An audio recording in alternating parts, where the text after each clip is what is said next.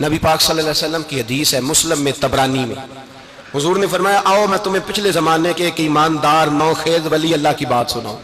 پچھلے زمانے حضور نے فرمایا پچھلے زمانے میں ایک بادشاہ جادو کے زور پہ حکومت کرتا، جب وہ ایک جادوگر اس نے رکھا ہوا تھا تو جادوگر اس کو جادو بتاتا، وہ جادو کے زور پر حکومت کرتا۔ جادوگر بوڑھا ہو گیا تو کہنے لگا بادشاہ کو نوجوان میرے پاس بھیج دے، اب میں بوڑھا ہو گیا ہوں، میرا پتہ کوئی نہیں کب مر جاؤں۔ ایک نوجوان کی ڈیوٹی لگائی، بڑا زیرک سمجھدار، اپنے رعایا میں سے چن کے جو ذہین فطرت مزاج بچہ تھا وہ اس نے لگایا۔ اللہ کے محبوب علیہ الصلوۃ والسلام فرماتے ہیں بچہ جادو سیکھنے لگا، وقت گزرنے لگا۔ بچہ جب جادو سیکھنے جاتا تو رستے میں ایک راہب بھی تھا جو انجیل جانتا تھا، وہ اللہ سکھاتا، لوگوں کو حضرت عیسیٰ علیہ السلام کی تعلیمات سے آگاہ کرتا۔ اس نے دیکھا کہ یہاں بھی لوگ اکٹھے ہیں تو وہ بچہ اس راہب کے پاس بھی اٹھنے بیٹھنے لگا۔ اب جب اس کے ساتھ اس کی گفتگو بڑھنے لگی تو اس کو باتوں میں لذت آنے لگی۔ اس نے راہب نے پوچھا کہ تو کون ہے اور کس طرح سے آیا ہے، کیا تیرا معاملہ ہے؟ اس نے کہا جی میں جادو سیکھنے جاتا ہوں، آپ کی باتیں مجھے بڑی اچھی لگتی ہیں۔ اس نے کہا دین سیکھ، جادو سیکھنے والے کافر ہو جاتے ہیں، قرآن و حدیث سیکھنے والوں کو اللہ کامل ایمان عطا فرماتا ہے۔ فرمایا یہ سیکھ۔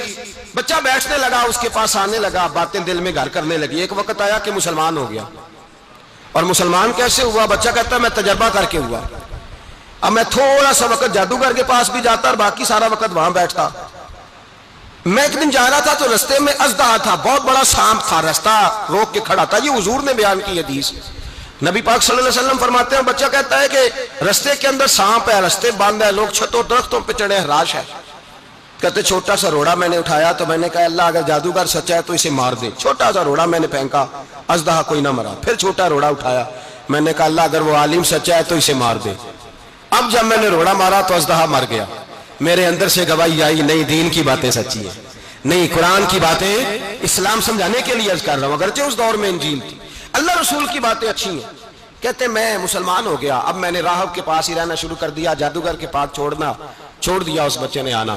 بادشاہ پوچھتا کہاں زیادہ وقت گزارتے ہو تو وہ بات گول کر دیتا، وقت تیزی سے بڑھنے لگا۔ اللہ نے اس نوجوان میں طاقت پیدا کر دی، اب وہ اس کے اندر اللہ نے توانائی روحانیت پیدا کر دی، ابھی جوان ہے، 14-15 سال عمر ہے۔ اللہ نے اب جو بیمار بھی آتا وہ دعا کرتا تو اللہ صحت عطا کر دیتا، جو بھی آتا۔ بادشاہ کا ایک درباری تھا، بادشاہ کو پنکھا جلتا تھا، وہ اندھا ہو گیا، کوئی ایسی تکلیف آئی کہ نابینا ہو گیا، بڑے علاج کرائے شفا نہیں ہوئی۔ کسی نے اس بچے کا پتہ بتایا کانوں میں، اس کے پاس گیا تو بچہ کہنے لگا شفا تو ہو جائے گی پر کلمہ پڑھنا پڑے گا، مسلمان ہونا پڑے گا، جس پیغمبر کا میں غلام ہوں تجھے بھی بننا پڑے گا، دین پہ عمل کرنا پڑے گا، اللہ شفا دیتا ہے۔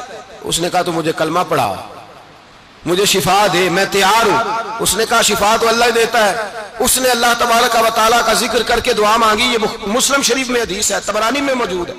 اللہ نے اسے شفا دی، اس نے کلمہ پڑھنا شروع کر دیا۔ یہاں ایک نقطہ لکھا ہے ہمارے علماء نے، کہتے ہیں جب اللہ ولایت عطا کرتا ہے نا تو یہ سفید بالوں والے کا حصہ نہیں ہوتی۔ اگر جوانی میں کوئی آدمی توبہ کر کے تصوف کے رستے پہ چلتا ہے تو سب سے زیادہ ولایت اللہ اسے عطا فرماتا ہے، سب سے زیادہ ولایت اس کے پاس ہوتی ہے۔ ابھی اس کے بال کالے ہیں، چڑھتی جوانی ہے، دعا کی تو اللہ نے، اور حدیث پاک میں موجود ہے کوڑے آتے تو شفا یاب ہو جاتے، اندھے آتے تو شفا یاب، برس والے آتے تو اللہ سے دے، جوان ہے۔ بادشاہ کے پاس وہ واپس گیا، وہ جو آدمی جس کی آنکھیں ٹھیک ہوئی تھی، بادشاہ نے پوچھا کہ کیسے شفا ملی؟ تو کہنے لگا میرے رب نے شفا دی ہے۔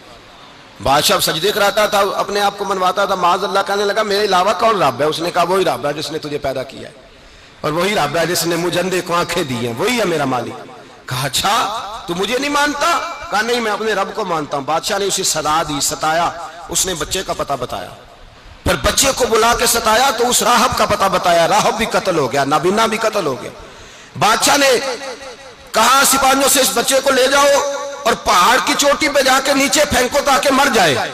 بچہ پہاڑ کی چوٹی پہ گیا تو ہاتھ اٹھا کے کہنے لگا یا اللہ میرے لیے نہیں اپنے لیے، میرے لیے نہیں اپنے لیے انہیں اپنی قدرت کے جلوے دکھا، میرے لیے نہیں۔ اللہ کے بندے اپنی جان بچانے کی دعائیں نہیں مانگتے، اپنے لیے انہیں اپنی قدرت کے جلوے دکھا، یہ دعا مانگی۔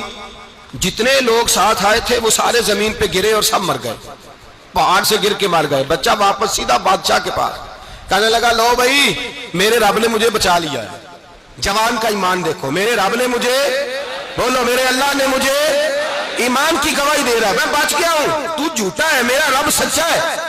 उसने कहा ले जाओ इसको दरिया में, कश्ती में बिठाओ, बीच दरिया के जाके धक्का दे दो। बैठे कश्ती में, दरिया के बीच गए, और जब जाके वहां उसको धक्का देने लगे तो उसने कहा अल्लाह मेरे लिए नहीं, अपने लिए, इन्हें अपनी कुदरत के जलवे दिखा। बस एक तूफान सा आया, जितने सिपाही साथ आए थे डूब के मर गए।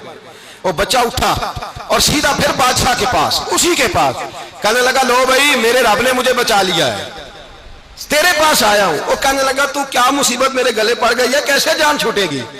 तो बच्चा कहने लगा अगर तू मुझे बांधे दरख्त के साथ और सारे मुल्क को बुलाए, लोगों को इकट्ठा करे, फिर तू मुझे तीर मारना, मैं तुझे बताऊंगा कैसे मारना है, मैं मर जाऊंगा। अल्लाह का बंदा नौजवान, ईमान देखो, मरने के तरीके बता रहा है, मैं तुझे बताऊंगा मैं कैसे मरूंगा। ये बात कही, बादशाह ने सारा मजमा जमा किया, मुल्क सारा बाहर आ गया, दरख्त के साथ बांध दिया। कहने लगा भाई लोगों ये मुझे मारना चाहता था, मार नहीं सका, अब मैं इसे बताने लगा हूं कि मैं कैसे मरूंगा। इसे कहो जब तीर मारे तो साथ मेरे रब का नाम भी ले, मैं अपने रब के नाम पे जान दूंगा, ईमान की पुख्तगी में अल्लाह के नाम पर जान दूंगा। इसे कहो रब के नाम पे मारे, मर जाऊंगा। बादशाह ने अल्लाह कह के तीर मारा, पेशानी में लगा, बच्चे की रूह परवाज कर गई, जितना मजमा खड़ा था सारा कलमा पढ़ के मुसलमान हो गए, सारे मुसलमान हो गए, सारे। मेरे रसूल पाक सैयद आलम सल्लल्लाहु अलैहि वसल्लम ने नौजवानों को बताया जब तुम्हारे अंदर ईमान की कुव्वत आएगी तो अल्लाह तुम्हारी मदद करेगा। फरमाया वो नौखेज वली था, अभी जवान राना था, अभी उसकी पेशानी पर जवानी के आसार थे, लेकिन उसने अल्लाह को राजी किया, रब करीम को राजी। विलायत का मतलब बुढ़ापा नहीं, विलायत का मतलब वो नहीं कि जब बड़ा लंबा वक्त गुजर जाए तो फिर आदमी आए कहीं नहीं अब क्या करना है, अब मस्जिद ही है, अब तो इसके अलावा गुजारा ही कोई नहीं। तो उस वक्त का आना अल्लाह की बारगाह में कबूल तो है, लेकिन शाबाशी उसी को मिलती है जो जवानी का वक्त आए, जो ऐन उस वक्त आए जो वक्त मेरे रसूल पाक अलैहिस्सलाम के गुलाम है अब्दुल्लाह इब्ने उमर। हजरत अब्दुल्लाह इब्ने उमर रज़ियल्लाहु ताला अन्हु फरमाते हैं कि मैं निकला, मुझे सफर के लिए जाना था, तो थोड़ी सी खजूरें, थोड़ा सा सिरका, एक शहद की बोतल, चीजें मैंने सफर के लिए साथ रख ली। मैं जब मदीने से बाहर सहरा में निकला ना तो रमजान नहीं था, गैर रमजान था। मैंने एक नौजवान को देखा बकरियां चरा रहा, बकरियां चरा रहा है जवान। आप फरमाते हैं उसका चेहरा बड़ा नूरानियत वाला, गर्द पड़ी हुई पर बड़ा हसीन। फरमाते हैं मैंने उसको कहा कि आ जाओ खाना खा लो, रोजे भी नहीं थे। कहने लगा नहीं मैंने रोजा रखा हुआ है। फरमाते हैं मैंने कहा पता करूं कि निरा नेक ही है कि परहेजगार भी है। नेक वो होता है जो नमाज पढ़े रोजा रखे, परहेजगार वो होता है जो गुनाह से बचे, वो परहेजगार होता है। कहा पता करूं परहेजगार भी है कि नहीं। कहते मैं करीब गया तो मैंने जाकर उसको कहा भाई तेरी बकरियां बड़ी प्यारी हैं, मेरा दिल करता है एक बकरी मुझे दे दो। कहते वो जवान, गुर्बत भी, परेशानी भी, पर दामान तवक्कुल की ये खूबी है कि उस पर पेबंद लगे होते हैं, धब्बे नहीं होते। गुर्बत है। कहा जनाब एक बकरी दे दो। आने लगा जनाब बकरियां मेरी नहीं, बकरियों का मालिक कोई और है।